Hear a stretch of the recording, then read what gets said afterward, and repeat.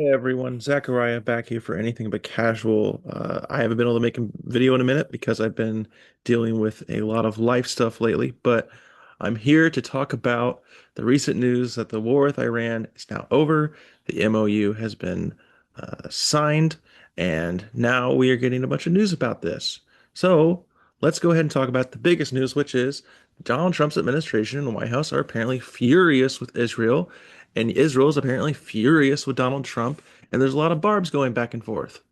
Well, like a lot of people pointed out, when a couple weeks ago, the leaked phone call from Axios said that Donald Trump had cursed and swore at Netanyahu and asked if he was crazy.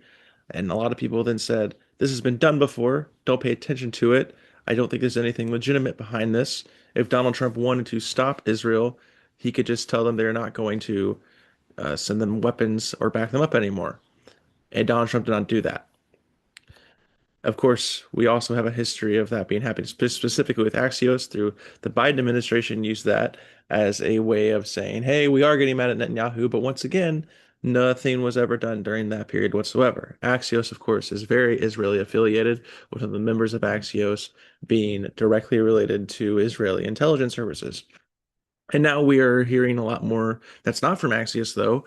Uh, Donald Trump earlier this week did go on a rant about how irritated he was with Israel.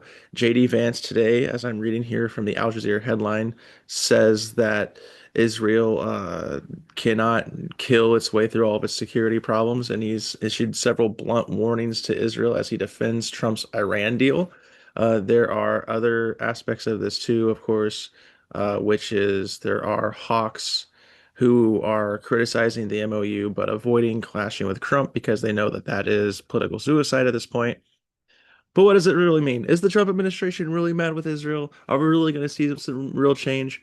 The answer is no. Is Benjamin Netanyahu has already announced that he's going to keep his forces in Lebanon. If there was real anger at Israel or there's going to be real change, they wouldn't be allowed to do that.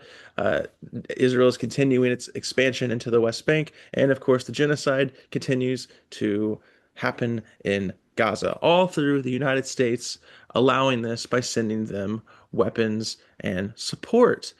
So don't believe anything of this. Don't believe a single thing you hear when you hear that the Trump administration is mad at Israel or whatever. Israel is just a scapegoat. That's now what they are.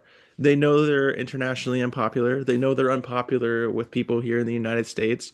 Pretty much all Democrats and the majority of young Republicans. Israel is unpopular, and that is why people like Tucker Carlson, it's why people like Candace Owens and others, Joe Kent was a big part of this as well. It's why they've been pushing the Israel part of this Iran war so much, and not so much that it was Donald Trump's decision to go to war and that he listened to what the neocons and Israel wanted to do, and he made that decision. Israel's just a scapegoat. That's all they are. Now, are they a from what the polls say, a psychopathic nation that is hell bent on the destruction of the entire region? Absolutely. There's enough evidence to support that. And they're committing genocide and they're doing terrible things.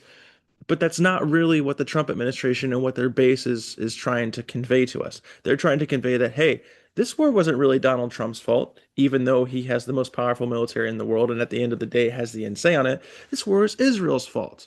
And it's Israel who is trying to sabotage the ceasefire, and it's Israel who drove us into this.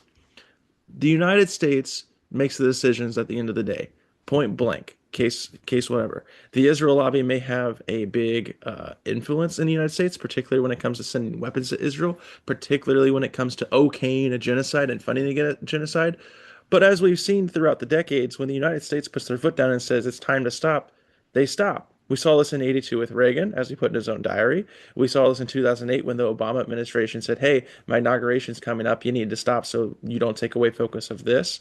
We saw this most recently in the 2024 election, when before, or 2025, when Donald Trump, before his inauguration, pretty much said the same thing for that ceasefire, which lasted about a month and a half.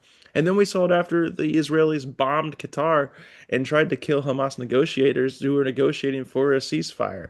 And Trump pretty much said, you have to stop. I'm going to take over this region, do what I want to do with it, and you're just going to have to live with it. And now we're seeing it again because while Israel is still occupying southern Lebanon, Donald Trump did, it appears, tell them that you're going to have to live with this deal and not attack Lebanon or Beirut anymore because I can't handle the political problems that this war in Iran is causing me at the moment.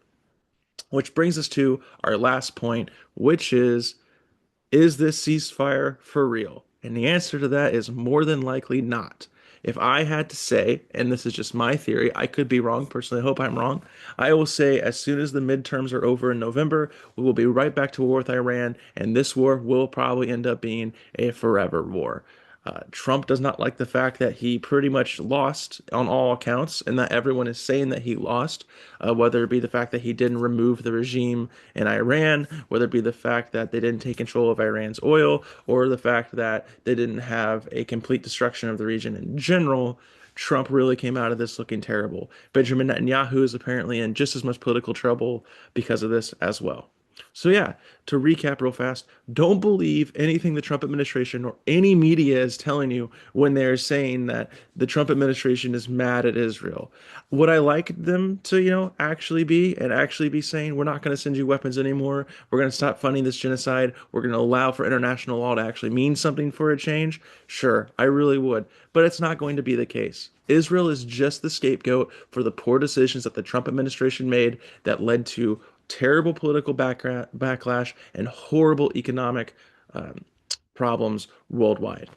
Thank you so much for watching this video. As I noted several times throughout this video, there's still a genocide going on in Gaza. The first link in the description below will be a link to where you can donate to help out Gazans as they continue to undergo brutal conditions and starvation tactics by the Israeli military.